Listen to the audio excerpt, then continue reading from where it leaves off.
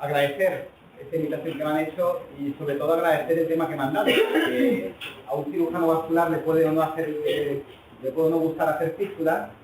Lo que seguro que le gusta es hacer fístulas complicadas e intentar resolver los problemas que se asocian a ellas. Con lo cual es un tema que realmente a muchos nos gustan y por el que nos conocen en algunos hospitales. Cuando uno va a hacer una fístula, surgen siempre un montón de dudas.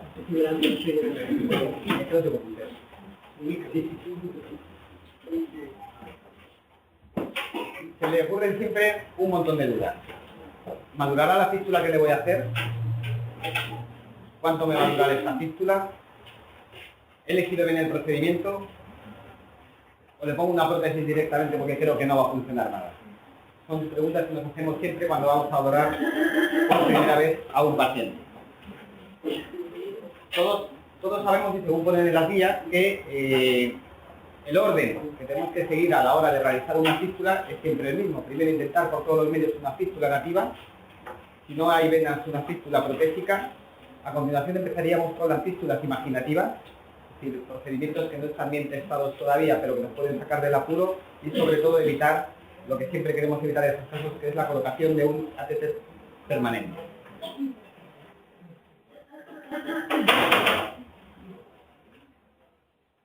Bien, aunque las fístulas son la mejor opción que tenemos para realizar al paciente, es una técnica que no es perfecta, es decir, uno puede ser lo más preciso posible, lo más perfecto posible, pero siempre le va a crecer una hierba más alta en un lado que en el otro. Y con las fístulas pasa igual. ¿Cuál es el principal problema que tenemos con las fístulas nativas? Que son como un plátano. La fístula tiene que madurar, luego tiene una vida donde la fístula es útil y finalmente la fístula se hace vieja y aparecen las escenos. Tenemos que conseguir que la fístula se mantenga el mayor tiempo posible amarilla, ni negra ni verde.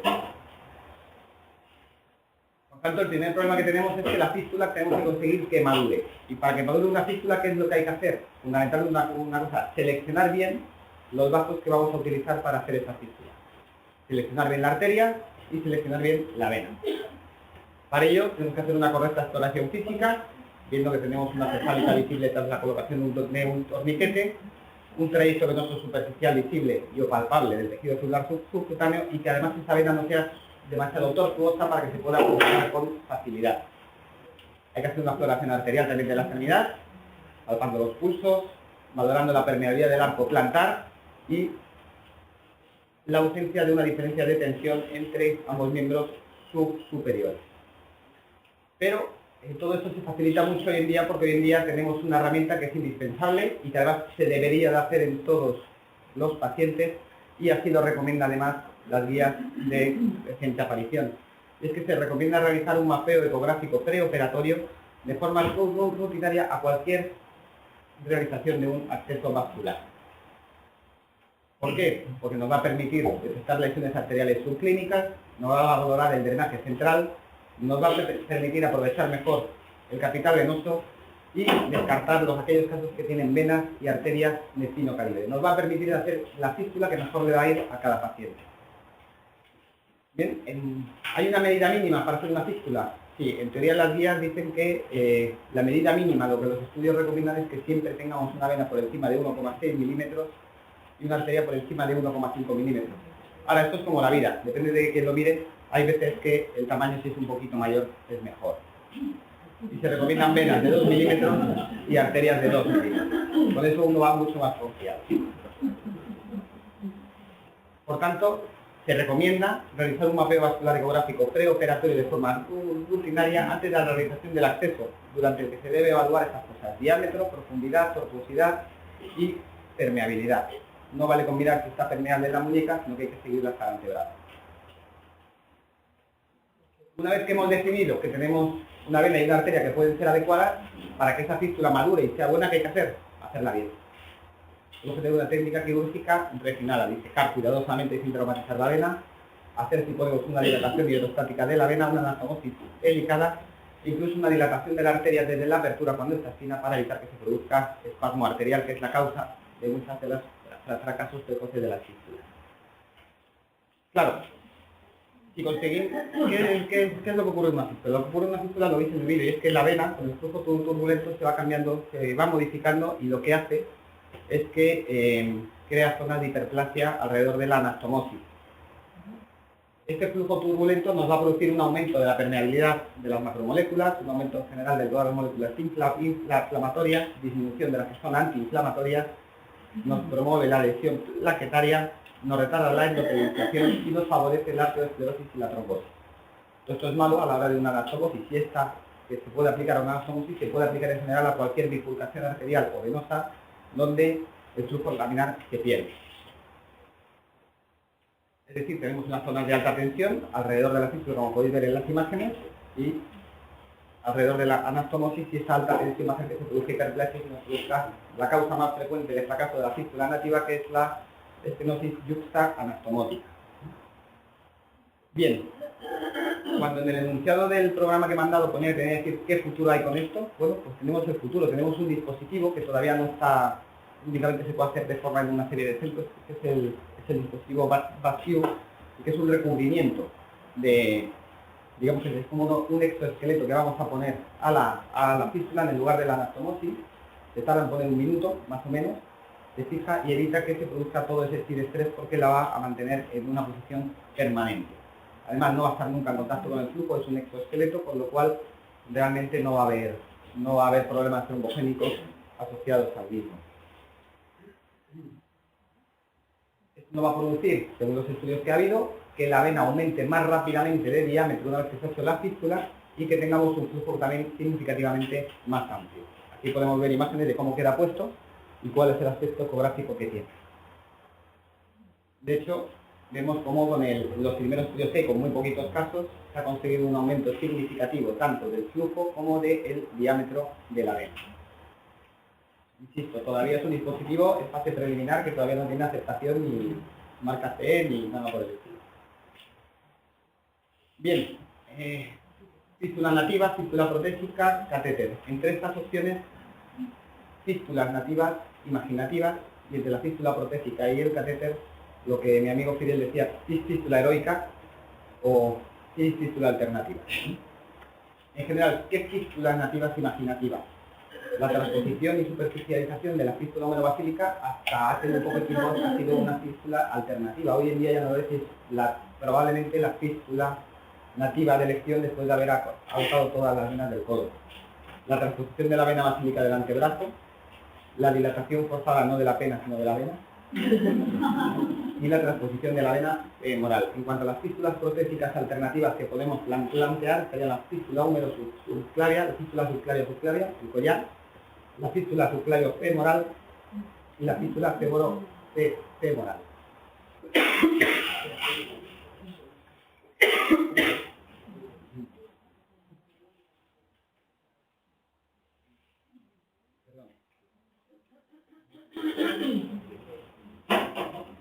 El problema que tiene cuando uno intenta hacer una transposición de la vena basílica en el antebrazo,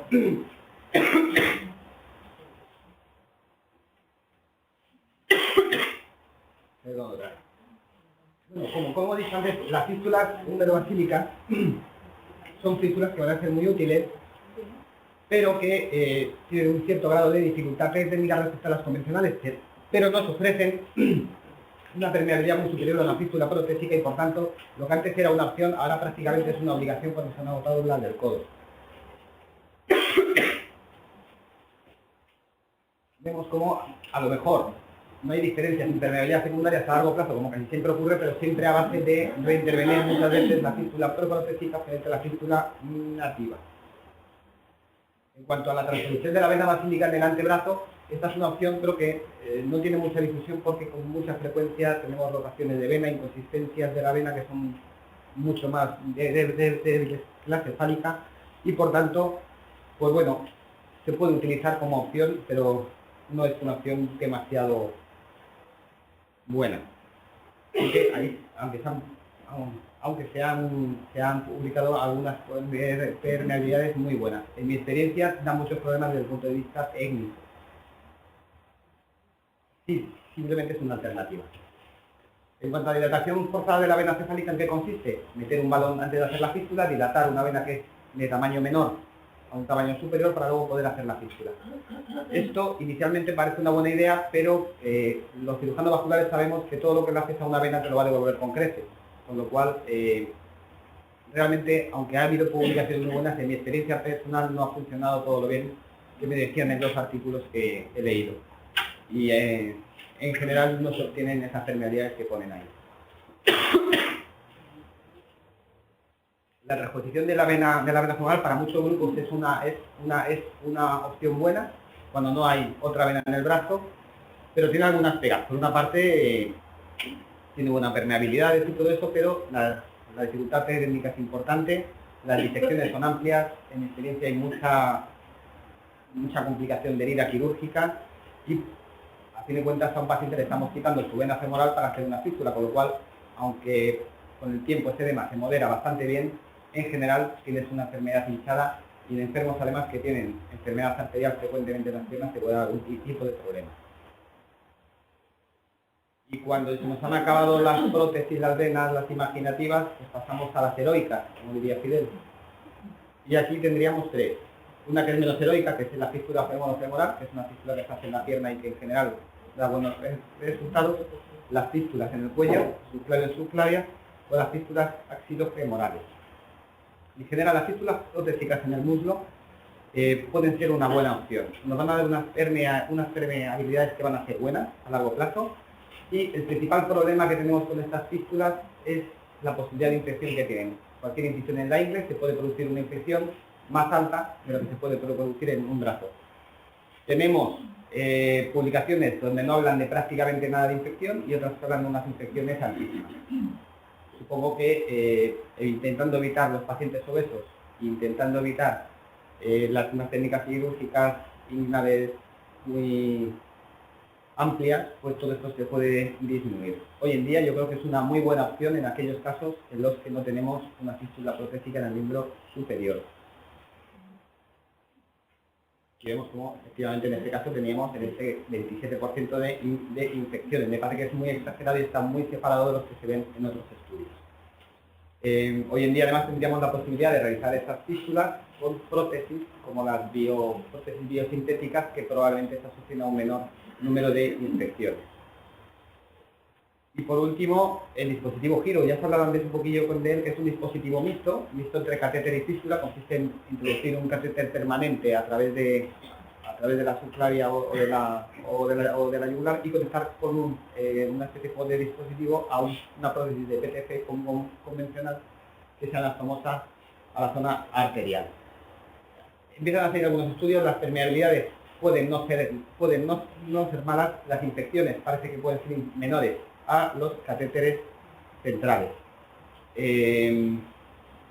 Inicialmente hubo permeabilidades muy malas y con realmente mucho robo se ha producido y tal, por lo cual yo creo que es una prótesis alternativa a cuando ya no tienes cualquier otra posibilidad. Yo le veo un inconveniente muy grande y es que es un dispositivo muy largo y en cirugía vascular, al contrario de lo que ocurre en otras circunstancias de la vida, lo más largo no es lo mejor. Siempre se asocia a peores permeabilidades, etc. Sin embargo, últimamente están saliendo pues resultados buenos comparables incluso a las fístulas de pierna. Por lo cual, bueno, es una opción que veremos con el tiempo si nos da el juego que creemos que nos puede dar para estos casos un poquito alternativos o no. Y poco más que deciros de fístulas alternativas. Intento ser un poquito breve porque veo que vamos muy mal de tiempo.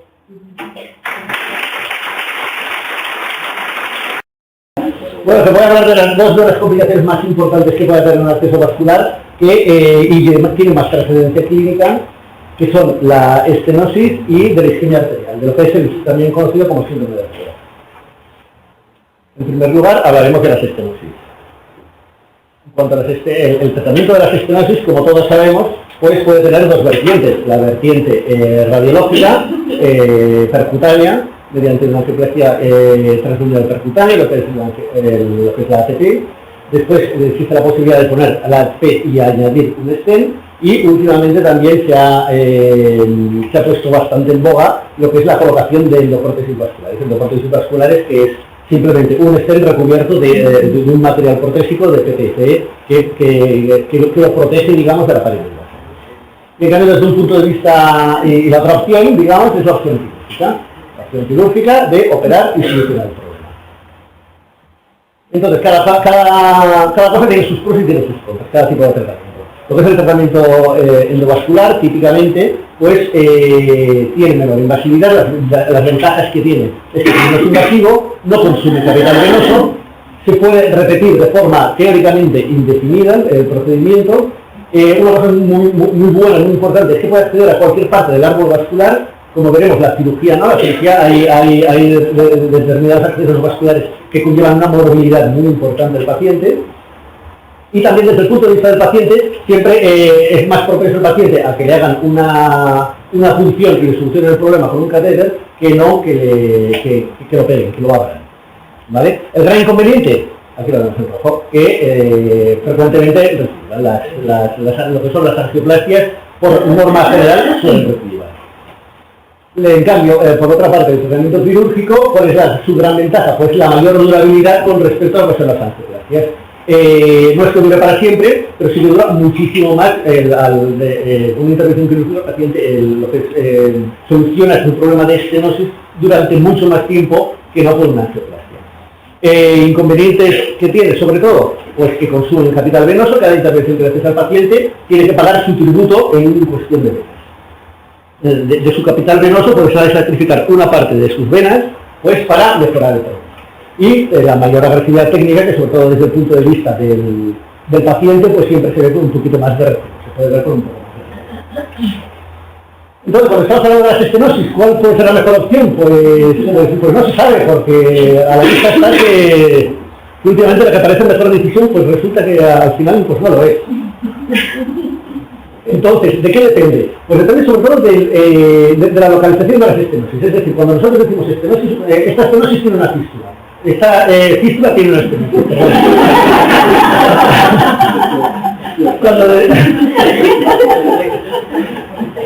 Cuando decimos eso, no estamos hablando de un problema único, sino que estamos hablando probablemente de una serie de entidades que, según la localización de la estenosis, pues tienen, como vemos aquí, tienen una etiología distinta, una fisiopatología distinta, un comportamiento hemodinámico distinto, un pronóstico distinto y sobre todo una respuesta al tratamiento distinta. Con lo cual es lógico pensar pues, que el tratamiento también sea distinto, según el tipo de estenosis. En la diapositiva anterior vemos las distintas estenosis que nos podemos encontrar a lo largo en un acceso vascular. En primer lugar, lo que sería la inmediata, que está en relación con la cirugía, y después de las adquiridas, podemos tener tanto las arteriales como las venosas. Y dentro de las venosas podemos tener estenosis en las fístulas nativas o en las protésicas. Y dentro de las fístulas nativas podemos tener estenosis en la industria anastomótica, justo donde está la anastomosis, en el trayecto medio de punción, que es en la zona donde se pincha, en el arco de la vena cefálica, que es la desembocadura de la vena cefálica, que es una vena superficial en el sistema venoso profundo, y en lo que son las estenosis venosas centrales, de troncos centrales. Muy bien, pues entonces vamos a ver cómo podemos tratar la primera estenosis que vamos a ver desde la estenosis total. De hecho, no es en sí una estenosis que se haya desarrollado después con el acceso vascular, sino que es una estenosis que ya existía en el momento de hacer el acceso vascular. ¿Por qué? Porque ha habido algún problema en el momento de hacer el acceso vascular. Ha habido algún problema, algún error técnico durante la cirugía, que puede ser error técnico de que hayamos lesionado inadvertidamente la íntima de los vasos, de que se nos haya torsionado algún vaso, que también puede ser, o simplemente puede ser porque hayamos elegido mal lo que es la vena y la arteria que usamos para el acceso vascular. En este caso, el tratamiento, lógicamente, el tratamiento más lógico y más normal sería la revisión quirúrgica. Es un problema quirúrgico, entonces lo que vamos a hacer es reintervenir al paciente y solucionar el problema que se ha generado en la anterior cirugía. Con lo cual tenemos 1-0 a favor de los cirujanos. El segundo tipo de estenosis. Las estenosis arteriales son relativamente frecuentes, habitualmente se deben a una progresión de la enfermedad de base de arteriosclerosis del paciente, son lesiones arteriosclerosas, y la verdad es que en la bibliografía hay poquita evidencia y no hay recomendaciones a nivel de las guías clínicas. Si consultamos nuestras guías clínicas, las que acaban de salir, pues vemos que se recomienda pues que la cirugía como opción terapéutica de recurso. Es decir, ¿por qué? Porque el tratamiento endovascular mediante una angioplastia presenta una baja morbilidad y aceptables resultados. Todo, y que no hay evidencia de la bibliografía, aquí prima lo que es la agresividad quirúrgica con respecto a menor agresividad quirúrgica, a menor agresividad que tiene lo que es la angioplastia. La intervención quirúrgica de que estamos hablando y que esa que tendríamos que hacer sería una revascularización mediante hacer un bypass sacando el bypass de antes de la estenosis hasta un territorio posterior a la estenosis. La verdad es que hay muy poca bibliografía, prácticamente no hay ninguna publicada sobre esto. Con lo cual, las estenosis arteriales lo que deberíamos hacer es angioplastia también. Punto para los radiólogos. Lo que son las estenosis extrahemorrágicas, estamos hablando de las estenosis en la vena. Estas son las más frecuentes de todas en general. Se dan, como ha comentado Guillermo antes, se dan porque hay un problema de shear stress a nivel de lo que es la anastomosis y se nos va a generar aquí lo que es la estenosis. Los resultados son buenos, tanto de la angioplastia como del tratamiento quirúrgico. El único problema de la angioplastia es que, como os he comentado, pues que reciben habitualmente con relativa frecuencia. Entonces, lo que es la intervención quirúrgica es una intervención quirúrgica de baja morbilidad, que se puede hacer con anestesia local y es bastante sencilla, como vemos aquí en el esquema este. Lo único que hacemos es desconectar la vena justo por encima de lo que es la estenosis y volvemos a hacer una reanastomosis un poquito proximal. La verdad es que es una intervención rápida, que prácticamente el consumo de vena es mínimo. Y además es una cosa que existe amplia evidencia, incluso hay varios ensayos clínicos, incluso algún metaanálisis que compara cirugía con angioplastia en este sector. Como vemos, esta gráfica ya también es clásica. La permeabilidad primaria asistida se igualan de la cirugía y de lo que es la angioplastia, pero en cambio, lo que es la permeabilidad primaria es bastante mejor lo que es la de la cirugía, que es la de aquí arriba, con respecto a la angioplastia. Por todo ello, la recomendación de nuestras guías clínicas es que se sugiere, no se recomienda, sino que sugiere un grado menor, digamos, de fuerza, que se sugiere el tratamiento quirúrgico en las estenosis estenóticas. Siempre que no requieran la colocación de un tratamiento central. Con lo cual ya tenemos 2-1, para los cirujanos. Tercer tipo cuarto tipo de estenosis que nos podemos encontrar. Lo que son las estenosis del trayecto venoso. En la vena de salida de la fístula, en la vena que se está pinchando. Habitualmente se deben a funciones, a lo que es el traumatismo mecánico que se provocan con las funciones repetidas. Están localizadas en el trayecto de función. La opción quirúrgica sería bypassear, reemplazar el segmento estenótico mediante un bypass de PTFE, un bypass de material protésico, que incluso se le puede dar forma de loop para aumentar el trayecto de función, se puede poner una prótesis de función inmediata, pero en cambio el gran pero que tiene aquí la cirugía es que estamos hablando de que estamos abordando un territorio que es casi sagrado, que es la zona de función del paciente. Entonces, claro, una intervención quirúrgica en esta zona prácticamente puede, con muchas probabilidades, acabará con la colocación de un implante venoso central. Con lo cual, la recomendación es que se sugiere que el tratamiento de este tipo de estenosis sea mediante angioplastia de entrada. Y creo que digamos 2 a 2. En las estenosis de la cola de vena cefálica. La estenosis de la cola de vena cefálica, como recordatorio, lo que es la vena cefálica es una vena superficial que desemboca en el sistema venoso profundo. Desemboca en el sistema venoso profundo a nivel de lo que es la vena axilar, mediante lo que es un cállado, que es un cambio de calibre importante. Además pasa a través de la fascia, que la fascia muchas veces puede llegar a inmovilizar, esto se queda inmovilizado, y entonces tenemos la vena que con al verse arterializado es pulsátil y entonces es móvil, y entonces aquí queda fijada y en esta zona se generan estrés y se generan aquí la verdad es que los resultados de la angioplastia no acaban de ser buenos del todo. En la tasa de éxitos del procedimiento no es tan buena como en otros territorios y suelen recidivar con frecuencia. Por contra también la cirugía aquí también mal porque es un territorio, estamos hablando de la desembocadura a nivel de los vasos profundos, a nivel prácticamente del tórax, y es una intervención quirúrgica que tiene bastante morbilidad. De forma alternativa, últimamente, ha habido grupos que desde un punto de vista quirúrgico, lo que han hecho ha sido plantear una transposición de la vena cefálica. Vemos aquí, por ejemplo, el ejemplo que sería la transposición de la vena cefálica. Esta es la vena cefálica, aquí estaría su desembocadura a nivel de la clavícula, y aquí lo que hacen este grupo es desconectar la vena cefálica aquí y hacerle un túnel subcutáneo hasta la vena axilar. Por lo cual le damos un drenaje bueno a la vena cefálica, evitando el abordaje de lo que es el callado de la vena cefálica. Los resultados son buenos, lo que pasa que la experiencia es limitada, son simplemente pocas series de casos. Y un poco lo mismo decir de las endoprótesis vasculares. Así como los stents a nivel del arco de la vena cefálica no acaban de ser demasiado, no acaban de aportar demasiadas cosas, además suelen dar bastantes problemas de vibración.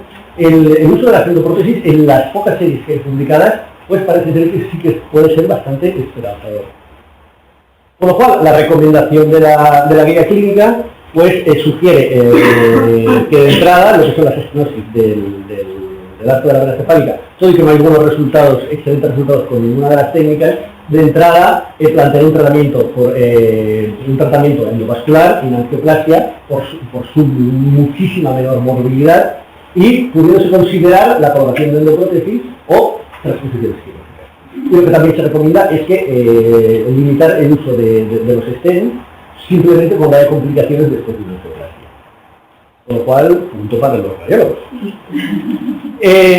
Última de las estenosis venosas que nos encontraremos de las fístulas autólogas son las estenosis venosas centrales. También son muy frecuentes. Suelen deberse, como ya se ha comentado muchas veces, al efecto mecánico, a la agresión mecánica de la presencia de un catéter en estos vasos y el tratamiento, pues, el tratamiento mediante la angioplastia, pues un poco lo que hemos estado comentando por estas veces, que tiene una buena tolerancia, tiene una repetibilidad, lo puedes repetir la angioplastia las veces que quieras y es unos buenos resultados técnicos. El inconveniente, pues que también puede repetirla. El stent no acaba tampoco de aportar demasiado a este nivel y lo que es el tratamiento quirúrgico se considera un poco de un tratamiento un poco exótico, digamos, pues para casos muy determinados, porque claro, una intervención sobre los vasos venosos centrales, es decir, sobre la vena cava superior o sobre el tronco iluminador, representa una morbilidad altísima, que no está justificada en nuestros pacientes. Y en cambio, la opción sería hacer algún tipo de bypass extraanatómico, como el que se ve en la imagen, que sería una derivación de humeral a vena, hacer un bypass desde la vena humeral hasta la vena yugular interna, para permitir el drenaje venoso, siempre y cuando el tronco iluminador esté bien y sea una lesión exclusiva de vena subclaviana. Desde luego la evidencia es muy limitada, esto simplemente se han publicado algunos casos. Por lo cual, aquí lo tenemos. Las estenosis venosas centrales, en principio, habría que tratarlas mediante esoplastia, limitando también la colocación de stent. Y luego, punto para los radiólogos. Un par de minutillos. Vale. En cuanto a las estenosis protésicas, en las prótesis de PTFE también se pueden hacer estenosis. ¿Y dónde se nos van a hacer? Justo en la anastomosis distal, en la anastomosis entre el PTFE y lo que es la vena. Entonces, las opciones terapéuticas son las mismas que hemos comentado todas las veces. La angioplastia percutánea tiene una buena tolerancia, tiene una buena, se puede repetir las veces que queramos, y lo que comentábamos antes también, reciba frecuentemente. El stent tampoco acaba de aportar muchos mejores resultados, y lo que es el tratamiento quirúrgico consistiría en lo que es una anastomosis proximal. Es decir, cogemos el PTFE y lo empalmamos un poquito más arriba, salvando lo que es la estenosis. Los resultados son buenos y en principio es una técnica que tiene una buena durabilidad. Lo que pasa que, como mucho, estamos hablando de unos vasos que son muy proximales y que como mucho podamos poder hacer la intervención esta una vez. Ya una vez que hayamos empalmado la vena está aquí, la siguiente vez ya no se la podemos empalmar en la vena cava superior, por lo cual como mucho se restringe a un episodio. Y aquí también, al igual que con las estenosis de la cadera cefálica, lo que son los resultados iniciales de las endoprótesis vasculares pues son bastante conocidos. Con lo cual, esto sería en principio unas tablas, porque lo que son las guías clínicas recomiendan de forma indistinta el tratamiento mediante angioplastia o mediante cirugía. Con lo cual, aquí tenemos un poco el resumen de la indicación de primera elección, porque ya os digo que se pueden tratar todo tipo de estenosis, tanto de una manera como de la otra, con lo que sería el tratamiento de primera elección, que en principio creo que salen ganando los radiólogos. Y me quedaría lo que es la isquemia arterial. Si queréis, en vez de hablar de las técnicas, no hablar de las técnicas sino de las indicaciones. De las indicaciones y ya está. No, en principio, lo que es el síndrome de Robo es una complicación poco frecuente, pero que potencialmente es muy grave. Se da sobre todo en fístulas a nivel de usando las que usan la arteria humeral, con menor frecuencia las protésicas, y es muy rara en lo que son las fístulas distales. Hay muchos factores de riesgo, como los típicos de las enfermedades cardiovasculares, y esto es importante porque en la recomendación, la primera recomendación de las guías es con respecto a lo que es la prevención del síndrome de Robo. Es decir, en el paciente que tiene muchos factores de riesgo, se recomienda en las fístulas a nivel de codo, sobre todo realizar la anastomosis si puede ser con la arteria radial en vez de con la arteria humeral. ¿Por qué? Porque el flujo a nivel, el flujo que nos va a dar la arteria radial va a ser bastante menor del que nos pueda dar la arteria humeral, y con lo cual la incidencia de robo va a disminuir bastante. La clasificación de lo que es el robo se clasifica en una serie de estadios que están sacados bastante inspirados en la clasificación de la isquemia crónica de lo que son las piernas, y que tiene la trascendencia por el tema de la indicación de tratamiento. O sea, así que tenemos el grado 1 y el grado 2A, que son una clínica, o bien pacientes asintomáticos, o bien con una clínica tolerable, que en principio serían tributarios de tratamiento médico. Los pacientes con una sintomatología, con dolor que ya empieza a hacerse intolerable, o bien con la aparición de lesiones tróficas, en principio estaría indicado lo que es el tratamiento, solucionar el problema, pero de forma reconstructiva, es decir, no ligando el acceso vascular, sino intentando preservar el acceso vascular. Y ya en último caso, pues cuando hay lesiones que afectan irreversiblemente la funcionalidad de la mano, es decir, corre peligro no un dedo ni otro dedo, sino toda la mano, pues entonces está indicado lo que es el cierre de la fístula directo para mejorar el estudio.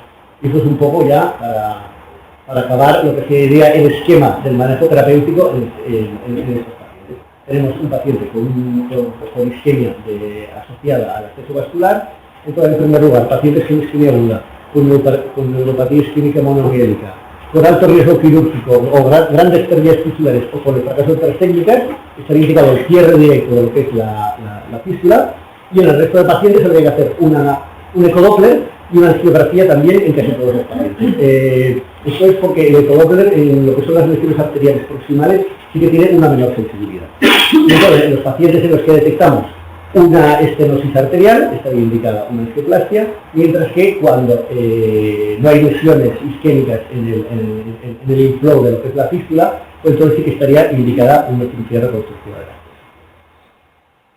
Y bueno, ya por último, pues nada, aquí tenéis una lista de todo lo que son las técnicas quirúrgicas que se pueden aplicar, que se aplican un poco en función de los accesos de alto flujo. Los accesos de alto flujo intentamos hacer siempre técnicas, lo que hacen es disminuir el flujo del acceso. En los accesos de bajo flujo lo que intentamos es hacer una serie de técnicas para aumentar la perfusión tisular a nivel del territorio distal, y en los accesos distales que va a consideración aparte porque además son de muy baja.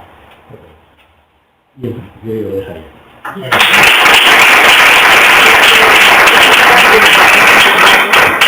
Bueno, en primer lugar, buenas tardes, noches. Quiero agradecer a la doctora Teresa Moreno y al doctor García Ribillo la invitación para participar en estas jornadas. Hoy es un día especial, en primer lugar porque estas jornadas han sido un éxito total de público, felicidades de nuevo. Y en segundo lugar, pues justamente hoy se celebra el 50 aniversario, 17 de noviembre, de hace 50 años, de 1966, de la publicación de este artículo original que cambió el mundo, el campo del acceso vascular en todo el mundo, firmado por Brescia, Cimino, Apple, que era el cirujano vascular, y Urbic, que fue un cambio cualitativo en el campo del acceso vascular para hemodiálisis. Aquí tenemos dos imágenes en blanco y negro de este artículo, la bien actualizada, y comentar que brevemente la media de edad de los pacientes en este artículo pionero fue de 43,3 años, muy alejado de la edad y la comorbilidad de la que tenemos ahora con los pacientes nuestros, que son bastante más añosos que en esta serie pionera.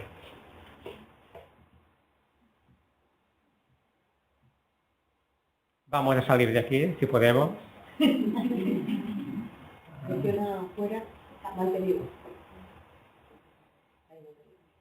¿No?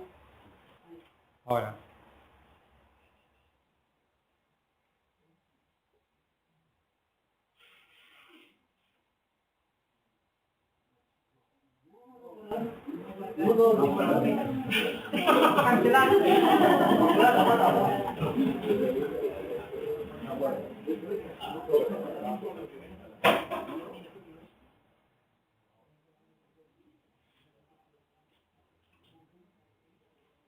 Y ahora pasamos a la presentación que estaba en segundo lugar, utilidad de ecografía en acceso vascular. Voy a centrarme en el uso del ecógrafo en la sala de hemodiálisis. Aquí tenemos el hombre de Vitruvio, Leonardo da Vinci. Yo creo que los autores Hemphill ya los inspiraron un poco en este cuadro. Sabemos que el campo del acceso vascular es multidisciplinar, interviene el cirujano vascular, interviene el radiólogo vascular, el nefrólogo, el paciente, lógicamente, de hemodiálisis, el personal de enfermería y el coordinador, pero también en este artículo lo más interesante es que hay un elemento, que es el séptimo elemento no humano, que es los ultrasonidos, la ecografía Doppler, muy importante. Ya en el año 2010 escribí este editorial que, en relación a los conceptos clave para mejorar la situación actual del acceso vascular en España. Y el número 4 y el número 12 son la introducción del mapa vascular del paciente mediante ecografía Doppler en la consulta de ERCA, prediálisis, y en segundo lugar, introducir el ecógrafo portátil en las salas de hemodiálisis. De los 14 puntos, 2 están referidos sobre la ecografía Doppler.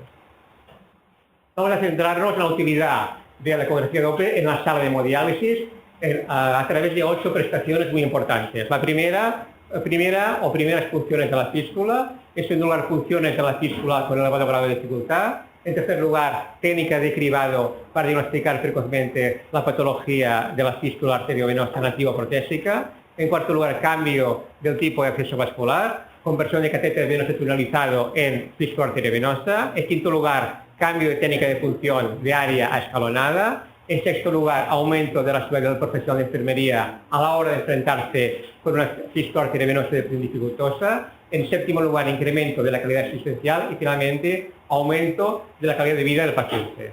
Pero con respecto a la primeras funciones de la fístula arteriovenosa nativa-protésica, es muy importante recordar lo que nos cuesta a todos los profesionales que estamos aquí, conseguir una fístula madura que pueda funcionarse con 2 agujas, con un flujo superior a 350 minutos por minuto y es un elevado grado de dificultad por todos los profesionales que estamos aquí, radiólogos, cirujanos vasculares, nefrólogos, personal de enfermería. Por tanto, una canalización inadecuada, que sería el obstáculo último de todo ese trabajo que hacemos, podría dar al traste a todo el trabajo que hemos hecho previamente. Por tanto, es importantísimo que las primeras canulaciones las efectúen profesionales de enfermería experimentados. Importantísimo. Es el último obstáculo antes de utilizar la fístula para hemodiálisis. Respecto a este tema, utilizar la ecografía Doppler es importantísimo para objetivar el trayecto, diámetro y profundidad de la vena arterializada y escoger los puntos de función. Imaginemos que se ha perdido el mapa que ha hecho el cirujano vascular de la nueva fístula arteriovenosa nativa. No sabemos, es un brazo edematoso, no sabemos dónde está la arteria, no sabemos dónde está la vena y por tanto las primeras funciones debería efectuarse por un profesional de enfermería experimentado utilizando en este caso la ecografía Doppler. En este artículo, que les recomiendo que lo lean, detalla el método para la canulación del acceso vascular de la fístula arteriovenosa guiada por ecografía. Función dificultosa de la fístula arteriovenosa, tanto nativa como protésica. Me gusta comentar ese artículo de Timili y colaboradores del año 2006, en el que compararon 47 pacientes con una infiltración mayor de la fístula, que se definía como que fue suficientemente importante para prolongar la dependencia del catéter para hemodiálisis, y pacientes sin infiltración de la fístula. Fue un estudio prospectivo de 5 años de duración, y vieron que la trombosis de la fístula ocurrió en una cuarta parte de los casos, 26% de los mismos. y 12 pacientes. Y en 11 de los 12, la fístula se trombosó a pesar del uso exclusivo del catéter después de la intervención inicial. Y muy importante, la probabilidad de la trombosis de la fístula después de la infiltración por la aguja tendió a ser mayor en nuevas fístulas respecto a fístulas ya más añosas. Por tanto, repito lo que he dicho antes, las primeras fístulas deben funcionarse por personal experimentado. Otro artículo muy importante, este artículo publicado por Magda Barlund, respecto a 158 pacientes incidentes con fístula nativa y protésica, funcionados dentro del método de canulación escalonado, fue un estudio prospectivo observacional desde la canulación primera hasta 6 meses de seguimiento. Estos resultados son muy importantes. En color negro, fístula nativa, en color gris, fístula protésica. Vemos que siempre los errores en la canulación en la eje horizontal y el porcentaje de pacientes en el eje vertical. Siempre los errores de canulación son superiores para fístula nativa que para fístula protésica. La mayoría de pacientes tienen entre 1 y 10 errores de canulación. ¿Y qué es lo más importante? Que 37 pacientes con fístula nativa y 19 con fístula protésica tenían más de 10 errores de canulación. Pero la canulación guiada por ecografía solo se utilizó en el 4% de los pacientes. Es fácil deducir que si se utilizara la punción guiada por ecografía, este porcentaje sería bastante menor. Lo que decíamos antes, no es el mismo perfil de paciente del 96 que el 2006, más añosos, más comorbilidades. Por tanto, las funciones son más dificultosas sin duda. Aquí vemos este artículo del año 2015, la dificultad de funcionar una fístula que estaba a más de 6 milímetros de profundidad. Se utilizó la función guiada por ecografía y los autores que nos dicen que esta función guiada por ecografía permite la canulación de la fístula cuando el diámetro venoso es suficiente, pero está la vena muy profunda. Puede disminuir esta práctica el número de punciones fallidas para hemodiálisis, minimizando el daño estructural al vaso sanguíneo y disminuyendo las complicaciones, como hemos visto, trombosis, hematoma y formación de aneurismas, y disminución de la duración de la implantación de catéter y sus complicaciones. Otra prestación importantísima de la ecografía Doppler en la sala de hemodiálisis. Técnica de cribado para diagnosticar previamente la patología de la fístula arteriovenosa, es decir, la estenosis significativa, que es la patología más frecuente de todas. Aquí vemos en un par de artículos publicados en el año 2005 propios y 2007 que las fístulas nativas y protésicas con estenosis diagnosticadas por ecografía tenían un flujo también determinado por ecografía inferior de forma significativa que los accesos vasculares sin estenosis significativa. En la guía clínica del acceso vascular, que está a punto en fase de prepublicación, capítulo 4 concretamente, ya lo ha comentado antes el doctor Ibeas, vamos más allá de una técnica de cribado, sino que cuando se sospecha una patología, en este caso una estenosis significativa, por otros métodos, por ejemplo, aumento de la presión venosa, aumento de la recirculación de la urea, la exploración de imagen de elección que tiene que efectuarse es la ecografía Doppler. Ya se ha comentado anteriormente. Otra prestación muy importante, cambio del tipo de acceso vascular. Conversión de catéter tunelizado a fístula arteriovenosa nativa o protésica. Esto es muy importante. En este artículo publicado el año pasado, vemos que en la columna vertical los accesos vasculares que tenían los pacientes cuando iniciaron hemodiálisis, fístula e injerto catéter tunelizado y tunelizado. Y durante el primer año de seguimiento, el 31 de diciembre del año que empezaron hemos el 60% de los pacientes con catéter tunelizado se realizaban por fístula nativa y el 5% con fístula protésica, cuando el 65% de los casos ya tenían un acceso arteriovenoso. Es decir, mediante el mapeo mediante ecografía Doppler es posible encontrar vasos viables para que se pueda construir un acceso arteriovenoso. También en el artículo clásico de Arifasi, el 81% de los pacientes que se realizaban prevalentes mediante un catéter tunelizado pudieron, mediante exploración física y una prueba de imagen, que en este caso es de la menografía, pero pudo ser una ecografía, alcanzar un acceso arteriovenoso funcionante. Abro un paréntesis rápido. infrautilizamos el injerto de extremidades inferiores. Es muy importante. Si tenemos agotados los accesos nativos, fístula nativa de extremidades superiores, incluso protésica, antes del catéter, que es el anticristo, tenemos que intentar implantar un acceso, una fístula arteriosa protésica en las extremidades inferiores.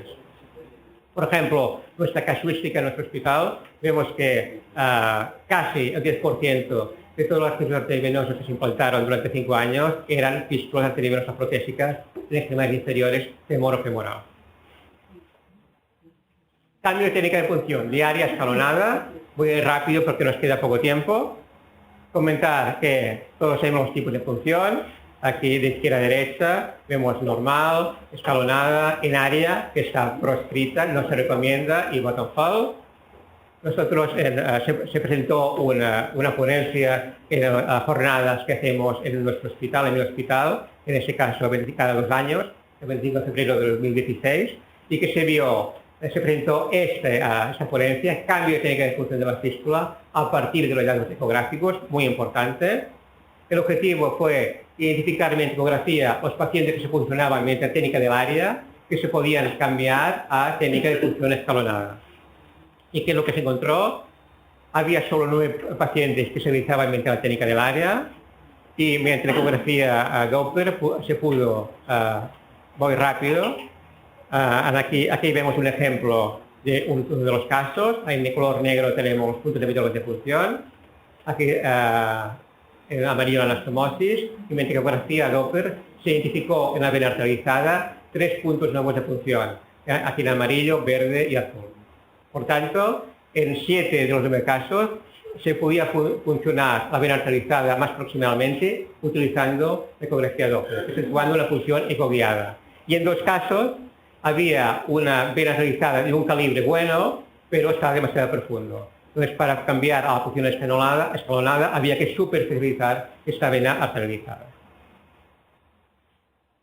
Finalmente, y no menos importante, utilizar la ecografía Doppler en la sala de hemodiálisis aumenta la seguridad profesional de enfermería ante una fístula arteriovenosa de función dificultosa. Esto redunda en un incremento de la calidad asistencial y finalmente en la calidad de vida del paciente. Tanto la esfera física no está el brazo machacado y psíquica evitando su depresión. Como les recomiendo que se lean ese artículo de enfermería publicado en el año 2006 del grupo de Fartablir. Finalmente, penúltima diapositiva. Si hay algún gerente de un hospital que no está convencido en comprar un ecógrafo Doppler para la hemodiálisis, podemos ver esta imagen fácilmente. Vamos a ver, el gerente nos compra del hospital el ecógrafo portátil, solo tiene el gasto de lo que vale el equipo. Y esto implica que prácticamente no habrá ninguna complicación al utilizar la fístula arteriovenosa protésica. En cambio, no, es mucho dinero, no lo compro. Hay que avisarle que hay costes elevados derivados de la utilización de la fístula o del catéter, con sus complicaciones. Por ejemplo, una fístula, si hay errores en la punción, hemos visto que puede haber trombosis o hematomas, errores en la punción en pacientes anticoagulados, con síndrome, por ejemplo, o si precisa implantar un catéter, o retrasar su extracción, infección del mismo, antibióticos, hospitalizaciones, o hay que intervenir este exceso vascular porque la enfermera no alcanza, no tiene el ecógrafo. Hay que superficializar ese acceso vascular con los costes que representa. Por tanto, está claro que es utilización del ecógrafo, es coste-beneficio sin duda. Finalmente, invitarles a todos la audiencia al 10º Congreso de la Vascular Society que se efectuará en Eslovenia el año que viene. Muchas gracias.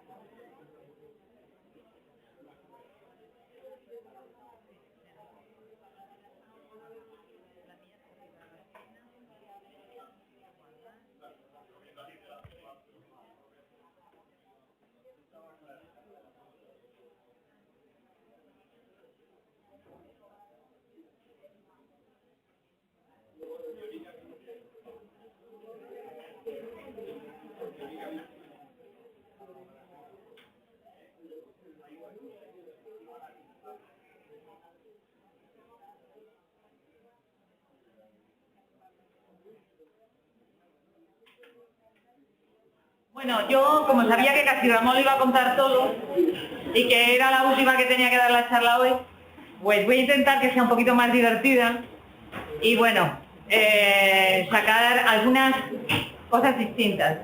Yo le mandé a Ramón, para adelante es aquí, ¿no? Yo le mandé a Ramón varias preguntas que queríamos contestar respecto al ecógrafo. La primera que os he puesto es la del profesional X, ahí, mirando el ecógrafo y que se pregunta que ¿para qué sirve esto? Esto quizás sería lo que ocurría años pasados cuando los radiólogos éramos los únicos que manejábamos el ecógrafo, algo que parece que ya está cambiando. Pero realmente en hemodiálisis sí que existe como una especie de nube alrededor del profesional que quiere utilizar la ecografía, ya sea radiólogo, nefrólogo, enfermero y cirujano, y lo digo porque a los radiólogos también les ocurre, que no saben qué es lo que tienen que mirar o qué tienen que buscar. En 10 minutos o 12, como comprenderéis, no podemos dar una charla sobre ecografía, porque es bastante difícil. Pero sí que es posible que esa situación vaya a cambiar. Yo creo que hay 3 puntos básicos que en hemodiálisis sí va a ayudar el ecógrafo, o que por lo menos en las guías decimos. Uno es que va a servir para vigilar, que mañana Ramón os contará un poco la vigilancia y la monitorización del acceso vascular y cómo se realiza.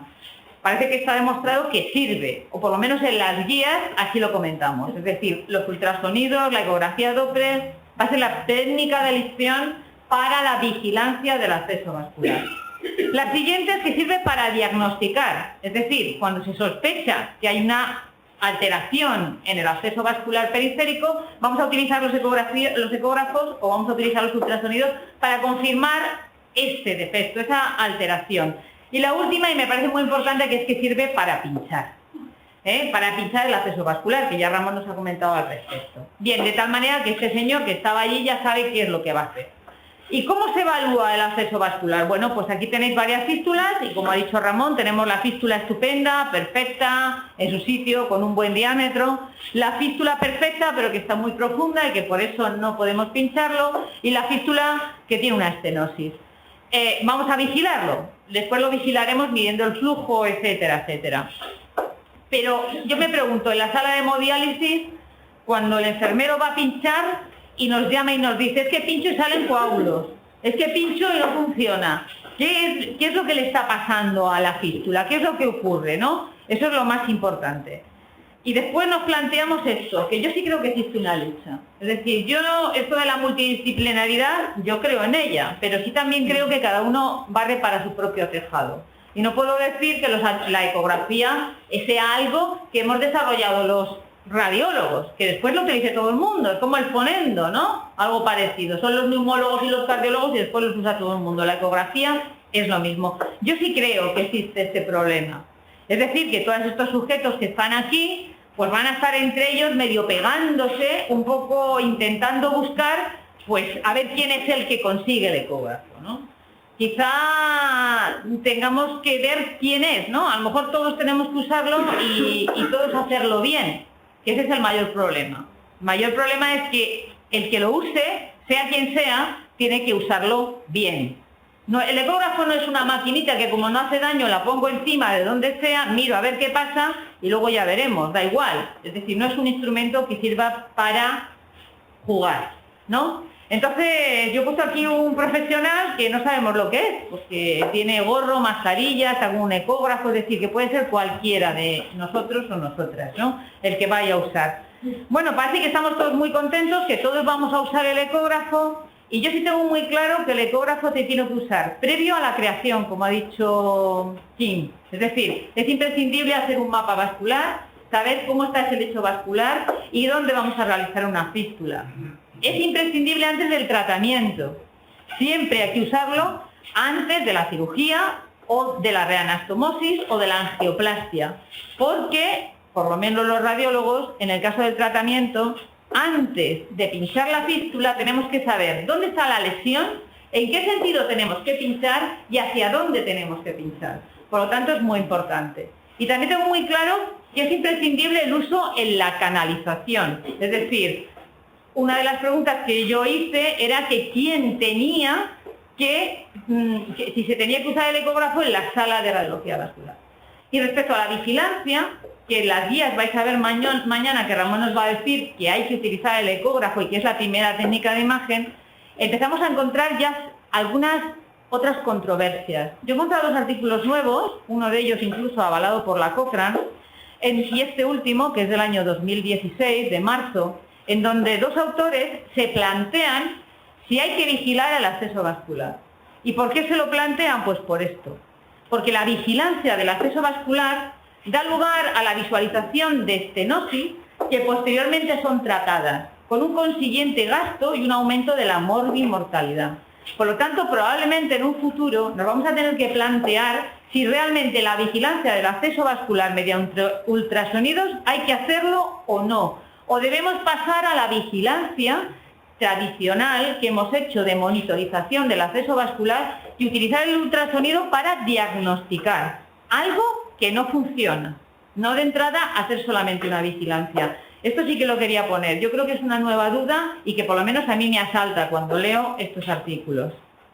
Bien, ¿y si debe existir un ecógrafo en las salas de hemodiálisis? Bueno, pues yo creo que Ramón ya lo ha dicho. Yo os pongo ejemplos, es decir, si pincháis ahí y encontráis un trombo, aparte de que la fístula no está muy desarrollada, si pincháis en esta otra fístula que está trombosada, si una enfermera ve aquí una fístula arteriovenosa aneurismática, que incluso puede ser una prótesis llena de pseudoaneurismas y soluciones de continuidad, que encima está enrojecida, que no sabe qué es lo que le está pasando, se puede plantear qué es lo que tiene que hacer. Bueno, esto que estáis viendo aquí es una prótesis de PTF, que desde luego está durando lo más grande.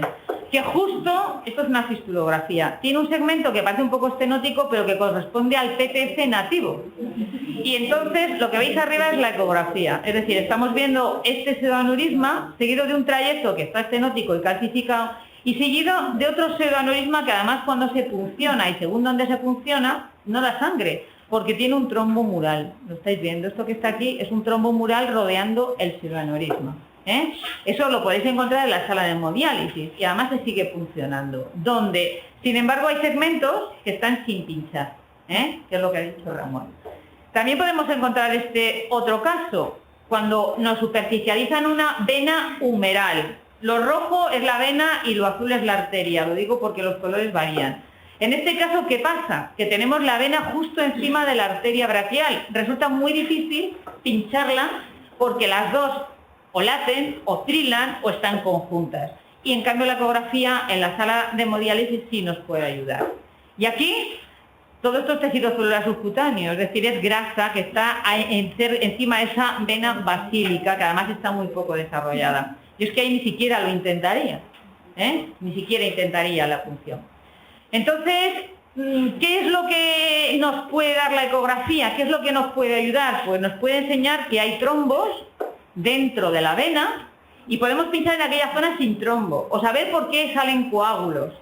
Podemos ver aneurismas y podemos evitar los aneurismas venosos y pinchar zonas de la vena que está desarrollada pero que no está aneurismática en otros niveles y evitar esos aneurismas. Podemos saber por qué no llegamos a la vena. ¿Está desarrollada? Sí, pero está muy profunda, hay mucha cantidad de tejido celular subcutáneo. Podemos encontrar zonas de estenosis y podemos encontrar la trombosis del acceso vascular. Por lo tanto, seguimos avanzando, ¿no? La punción ecoguiada, que ya lo ha dicho Ramón, es decir, con el ecógrafo vemos la aguja perfectamente. A ver si me salen los vídeos. Entonces, estos vídeos los he hecho yo y bueno, están en el ecógrafo no de la sala y es un poquito para que veáis, bueno, cómo se puede ver la aguja penetrando en el interior de la vena. Esto no son venas, son asímil, están hechos, pero bueno, es la forma en cómo se ve, con el eje longitudinal del ecógrafo siguiendo el eje longitudinal de la aguja. Se puede hacer también en el eje transversal, pero lo mejor es ver siempre la aguja a lo largo de todo el trayecto del ecógrafo. Bueno, por lo tanto, cuando nosotros evaluamos que si sirve el ecógrafo en la sala de hemodiálisis, pues vemos todo lo siguiente. Yo creo que es repetir un poco todo lo que ha dicho Ramón. Por lo tanto, ¿cuál es mi opinión? Pues mi opinión es que, por supuesto, es decir, yo creo que enfermería tiene que controlar el ecógrafo en la sala de hemodiálisis, tiene que saber pinchar y tiene que saber qué es lo que pincha y dónde lo pincha. Y cuando detecte alguna alteración, comunicarla. Yo en eso sí que creo y estoy completamente de acuerdo. Bien, otras cosas os las voy a poner, es en el tratamiento, no os pongo más. Y bueno, otra de las preguntas que yo pensé que sería el pitch fail de la ecografía. Ahí se está preguntando ¿cómo se llama este señor? Yo nunca me acuerdo, el Millennium, sí. Que ¿cuándo te puedes realizar un estudio de fistulografía? En todos los casos con disfunción, una de las recomendaciones que hemos dado es que la fistulografía solamente se va a quedar para aquellos casos donde la evaluación o la valoración tras ultrasonidos no nos da una respuesta concluyente. ¿Existe algo más? ¿Podemos responder algo más? ¿Cuándo se debe realizar? Bueno, pues yo espero que el vídeo salga si le doy, sí. Que yo creo que se debe realizar en estos 3 casos siempre la fistulografía. No nos podemos quedar solo con la ecografía. Es decir, cuando tengamos datos de una estenosis venosa proximal y la ecografía no exista, no, diga que no existe estenosis. Es decir, nosotros tenemos aumentos de presiones, edema, sangrados prolongados y la ecografía no detecta una estenosis proximal. En ese caso hay que hacerlo. ¿Cuándo más? Siempre que vayamos a hacer una nueva acceso vascular y el paciente haya tenido un catéter venoso central. Yo creo que hay que hacerla. ¿Por qué? Porque hay casos en que la ecografía dice que no hay estenosis y hay una estenosis venosa central y hay que descubrirla. Y en tercer lugar, cuando hay rastros de disfunción y la ecografía es negativa. Para mí entender, creo que en esos 3 casos hay que hacer una fistulografía, además de una ecografía. Bien, luego si queréis lo discutimos. Bueno, la punción ecoguiada, no voy a decir nada, ya lo hemos dicho. ¿Cómo se hace? Es decir, la vena, pasamos la guía, tenemos aquí tenéis esto que está en rojo, es la anestesia encima de la vena yugular, y en corte transversal como la aguja entra en el interior de la vena. Pero, ¿solo es imprescindible para la punción? Ese es otro punto. Yo creo que hay que hacer una ecografía no solamente porque sea imprescindible para la punción, sino porque tenemos que descartar ecográficamente, si podemos, que hay una estenosis venosa central. Aquí estáis viendo un Doppler en directo de una vena yugular llena de sangre, que se ve la sangre, se están viendo los hematíes porque el flujo es muy lento. Y ahora veréis cómo casi no coge color y como la onda insonada de esa vena yugular es una onda muy parecida a la que tiene esta axilar, que también tiene una estenosis venosa central, que es una onda de baja velocidad, que es monofásica, que no es oscilante y que no transmite las contracciones auriculares. Este vídeo nos está diciendo que ahí no es buen sitio para colocar un catéter venoso central, porque aunque la yugular está permeable, muy probablemente exista una oclusión a nivel central, que es donde se fluyen las venas, a nivel del tronco venoso innominado. En esa desembocadura, en la cava inferior, en la cava superior es donde normalmente los catéteres hacen las obstrucciones. Bien, pues nada más, daros las gracias y bueno, pues esperaros mañana. Hola, buenas tardes. Bueno, en primer lugar quiero pedir disculpas por no estar allí presente. No ha sido algo que yo haya decidido ni querido, pero las cosas son como son. Al menos de esta manera puedo cumplir con mi compromiso de dar esta charla y espero de corazón que esté saliendo el curso fantástico y que sea todo un éxito. Voy a hablar sobre indicadores de calidad, qué son, para qué sirven y cómo se aplican. La calidad asistencial es una obligación de todos. No es suficiente decir que somos los mejores, sino que debemos demostrar que realmente somos los mejores. Para esto sirven los indicadores de calidad. De alguna manera nos dicen cómo estamos haciendo las cosas. Muchos de los aspectos de la actividad clínica han sido estandarizados en guías internacionalmente aceptadas, pero a pesar de ello, la literatura demuestra que existen importantes diferencias en los resultados obtenidos tanto entre centros como entre los diferentes países. Hacer una guía no significa necesariamente que ya se hacen bien las cosas. De hecho, hay mucha literatura respecto al potencial beneficio, limitaciones y daños que puede ocasionar una guía. Se sabe que las guías clínicas mejoran la monitorización de los pacientes, pero no tanto su manejo ni los resultados clínicos, porque su efectividad va a depender de cómo sean cumplidas. De ahí la necesidad de establecer indicadores de calidad que nos permitan conocer cómo hacemos las cosas. La calidad no solamente se puede medir, sino que se debe medir. Y esto es especialmente importante porque lo que no se puede medir, no se puede controlar ni se puede mejorar. Esta guía, y mañana Enrique Grus profundizará más en ello, añade, a diferencia de otras guías, un capítulo de indicadores que nos va a ayudar a identificar dónde estamos fallando, pues hay definidos indicadores en cada una de las áreas que pueden afectar al resultado final. Tenemos definidos indicadores de la consulta de ERCA, de la consulta de cirugía, de quirófano, de la unidad de hemodiálisis, de radiología vascular, y hay definidos indicadores de proceso, de resultado, indicadores de centinelas. Como siempre, en la vida tenemos que aprender de nuestros antecesores. Siempre me gusta mirar atrás y saber qué decían aquellos que empezaron con la calidad. Ishikawa fue un ingeniero químico japonés, uno de los padres de la calidad. Entre sus principios quiero destacar estos que he puesto en la diapositiva. Uno es que la calidad empieza con la educación y termina con la educación, que el control de calidad es responsabilidad de todos y en todas las áreas. De hecho, esta guía así lo pone de manifiesto. Todos los que participamos en el desarrollo, en la monitorización, en la realización del acceso vascular, hemos participado en la guía y tenemos responsabilidades e indicadores que muestran cómo trabajamos cada uno de nosotros, y el 95% de los problemas se puede resolver con simples herramientas de análisis y de solución de problemas. No hace falta gran tecnología. Los indicadores serían suficientes como para poder ayudarnos a ir por el camino adecuado. Ishikawa decía, hay que hablar con datos y tomar decisiones con datos. La medición sistemática y planificada de indicadores de calidad nos permite conocer nuestra situación, introducir actividades de mejora y comprobar su efectividad de una forma sistemática y continuada. El criterio nos dice cómo debe ser esta calidad de asistencia, el indicador cómo lo mido y el estándar nos dice con quién me comparo. De una manera más concreta, es decir, el criterio nos define la condición que se debe cumplir para ser considerada adecuada. Creo que todos estamos de acuerdo en que un paciente que empieza diálisis, creemos que la fístula nativa es el acceso vascular de elección. Ese sería el criterio. La fístula nativa es el acceso vascular de elección en los pacientes con enfermedad renal crónica estadio 5D. El indicador es la especificación cuantitativa en que se traduce este criterio. El porcentaje de pacientes con enfermedad renal crónica estadio 5D que tiene realizada una fístula nativa. Y el estándar es el grado de cumplimiento exigible de un criterio, por ejemplo, que el porcentaje de pacientes con enfermedad renal crónica estadio 5D que tienen realizada la fístula nativa sea el 80%, o el 70%, o el valor que nosotros consideremos. Ese sería el estándar.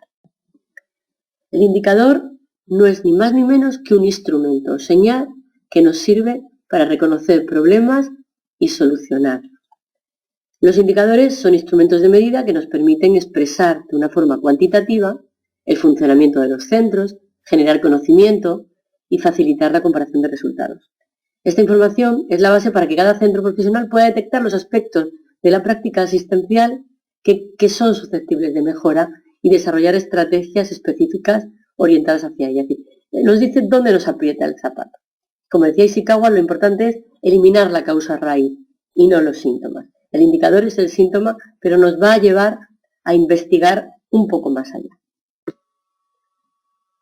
Y definir indicadores de calidad no es algo que sea totalmente sencillo, es decir, no vale cualquier cosa. Un indicador debe cumplir una serie de criterios. Deben de ser válidos, adecuados para medir lo que se pretende medir, esto yo creo que es lógico, fiables, deben de proporcionar el mismo resultado en iguales circunstancias, sean medidos en el centro que sean medidos, comprensibles, que resulten fáciles de entender, rutinario y factible. Deben de ser indicadores que podamos monitorizar de forma habitual en los centros, es decir, no hacer unos indicadores que sean imposibles de medir. Debemos de utilizar indicadores que podamos usar de forma rutinaria, modificables, deben de existir instrumentos terapéuticos que permitan su mejora. Es decir, no vale para nada hacer un indicador que luego no podamos actuar sobre él. Nos puede servir para saber por dónde vamos, pero también debemos ser capaces de cambiarlo si no sale bien. Aceptable, que debe de gozar la aprobación mayoritaria de los profesionales que lo van a utilizar. Yo creo que un ejemplo muy claro han sido los indicadores de esta guía, en la cual, bueno, pues los hemos discutido, peleado, trabajado. Al final, los indicadores que hay son los que todos hemos aprobado y todos los profesionales hemos participado en ello, actualizado, es decir, de alguna forma debemos poder eliminar, modificar e incorporar diferentes indicadores de forma rápida si la evidencia así lo aconseja. Yo creo que una de las cuestiones importantes de esta guía es que esta guía debe de ser una guía viva, debe de permanecer siempre activa, debemos de evaluar siempre si está actualizada, y con los indicadores pasa exactamente lo mismo. Si hay que cambiarla, pues hay que cambiarla. Y, por supuesto, los indicadores deben de estar orientados a los pacientes. Debemos procurar un claro beneficio desde la perspectiva de los pacientes. Y también es aconsejable que exista un conjunto pequeño de indicadores poco discutibles y clínicamente relevantes. En esto yo no tengo claro que lo hayamos hecho perfecto. Acabamos de empezar, nos resulta sencillo. Es posible que tengamos más indicadores de los que deberíamos de tener y bueno, la experiencia nos dirá hasta qué punto son clínicamente relevantes. Y bueno, la pregunta del millón es siempre la misma, que ¿realmente sirve para algo medir indicadores?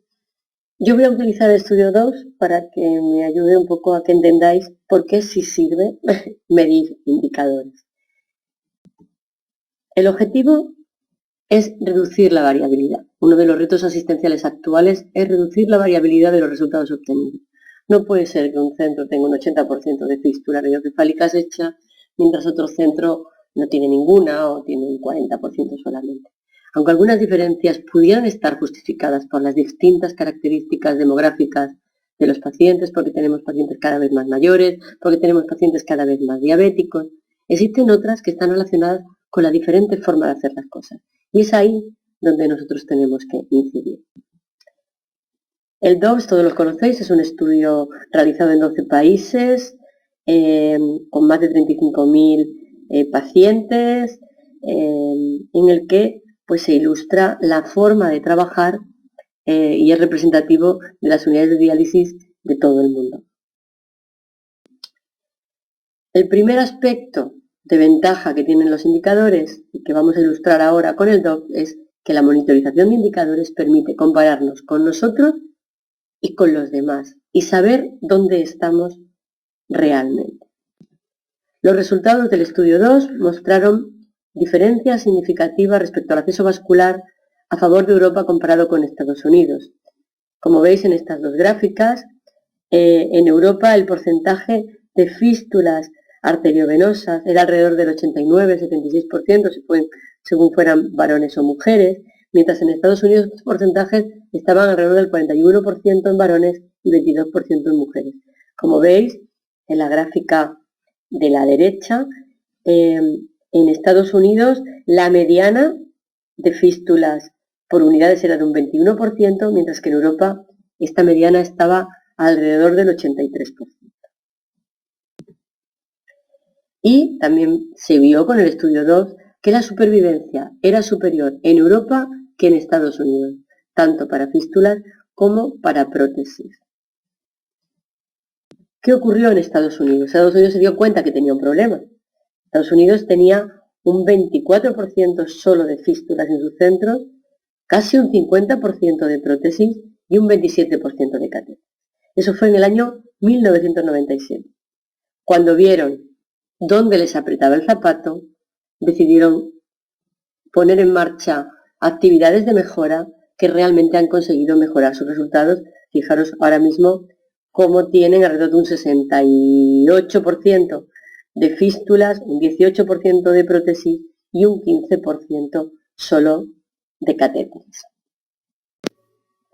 Por tanto, Estados Unidos, dándose cuenta de dónde tenía un problema, ese problema además se dio cuenta porque comparó sus resultados con los de otros países, sino quizá ni siquiera hubiera sido consciente de que realmente tenían un problema, puso en marcha acciones de mejora y consiguió, desde luego, mejorar sus resultados con un aumento en el porcentaje de fístulas, con un descenso en el porcentaje de catéteres y con un descenso en el porcentaje de prótesis.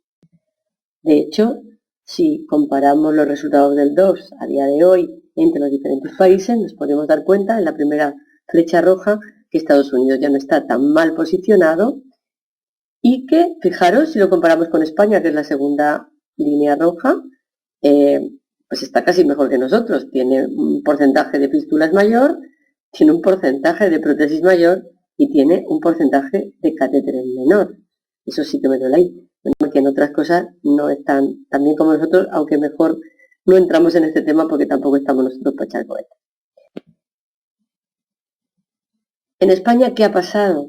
Pues que de una situación de privilegio que teníamos en el año 2000, en el que prácticamente, estos son los datos de nuestra unidad, teníamos casi un 100% de fístulas nativas, pues este porcentaje ha ido bajando con los años y ahora en la actualidad pues incluso podría estar un poco peor. Ese es el aspecto y ese es el problema que estamos viendo en toda España. Es un problema de número creciente de pacientes dializados mediante catéter con un número decreciente de fístulas. ¿Qué factores influyen? Pues está claro que, como he dicho antes, es posible que el factor paciente influya. Mayor edad, mayor prevalencia de diabetes, comorbilidades cardiovasculares, que aumentan las contraindicaciones médicas y quirúrgicas para realizar una fístula. En eso estamos de acuerdo. El factor centro es en el que tendremos que hacer incidencia porque sobre él es el que podemos intervenir y mejorar. Entonces, hay un factor centro, obviamente. Hay centros que tienen mejores resultados que otros.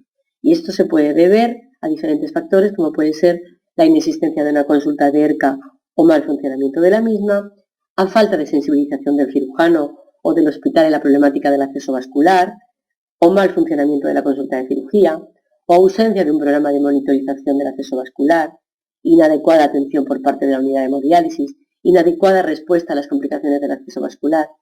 Es por esto que hay tantos aspectos que tenemos que controlar que hemos puesto indicadores en todas esas áreas y ya lo hablará Enrique en su charla de mañana. Fijaros que en el DOPS no existen diferencias en el porcentaje de accesos vasculares en función de la edad del paciente. La edad del paciente puede intervenir en algunos pacientes, pero no en todos, no es la causa fundamental. Sin embargo, sí que vemos importantes diferencias en el grado de cumplimiento de los estándares y en la práctica clínica, tanto entre centros como entre los diferentes países. Fijaros las diferencias que existen a la hora de canular un acceso vascular para hemodiálisis después de la cirugía. Fijaros los japoneses que el 94% de los pacientes canalizan el acceso vascular antes del mes de haber terminado la cirugía. Sin embargo, otros países, por ejemplo en España, tardamos la mayoría entre 1 y 2 meses en pincharlos y en un 24% hasta 3 y 4 meses y en un 6% más de 4 meses. Todas estas cosas, por supuesto, pueden influir en los resultados. Y es importante cómo entran los pacientes en diálisis. Y eso también influye en los resultados. Fijaros que en Japón el 84% de los pacientes entra con una fístula arteriovenosa, mientras en España solamente el 51%, mientras que el 49%, casi el 50%, entra con catéter. Todo esto influye y son cosas sobre las que tenemos que trabajar para mejorar. En la encuesta sobre accesos vasculares que realizó la Fundación Española de Diálisis en el año 2014, pues podemos ver que el 28% no era valorado por un equipo multidisciplinar, es decir, solamente un 28%, el resto no lo era. El mapa vascular con ecodoppler no se realizaba en un 31,7%. Si veíamos el tiempo desde que solicitábamos la fístula hasta su cita en consulta de cirugía, en el 63% pasaban más de 2 meses. Y si vemos cómo pinchamos la fístula, justamente como hemos dicho que no hay que pincharla, se pincha hasta el 56% de los pacientes en área de punción. De manera que ya tenemos otra ventaja de monitorizar indicadores, es que nos permite detectar oportunidades de mejora y aplicar estrategias y planes de mejora como hizo Estados Unidos. Y además permite mejorar los resultados. Esto lo hemos visto perfectamente en los resultados de Estados Unidos con respecto al acceso vascular. Gottman, uno de los padres de la calidad, comentaba: me llaman excéntrico por decir en público que si los hospitales quieren estar seguros de mejorar, deben conocer cuáles son sus resultados, analizarlos, encontrar sus puntos fuertes y débiles y compararlos con los de otros hospitales. En pocos años estas opiniones dejarán de considerarse excéntricas. Como habéis visto, realmente la comparación de resultados es la que nos hace hacer las cosas mejor y mejorar. Y esto es lo que nos decía Gottman. Esta diapo siempre la pongo, pero es que a mí me parece que dice justo lo que tiene que decir. Creo que es como tenemos que avanzar en este terreno.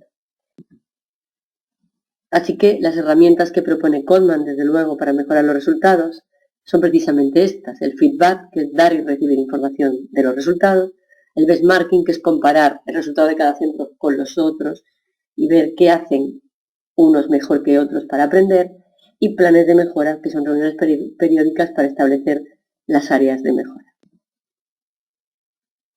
Para introducir la innovación y la mejora continua hemos de mantener una actitud autocrítica y no conformarnos con los resultados que hemos alcanzado, sino cuestionarlos cómo podemos mejorar.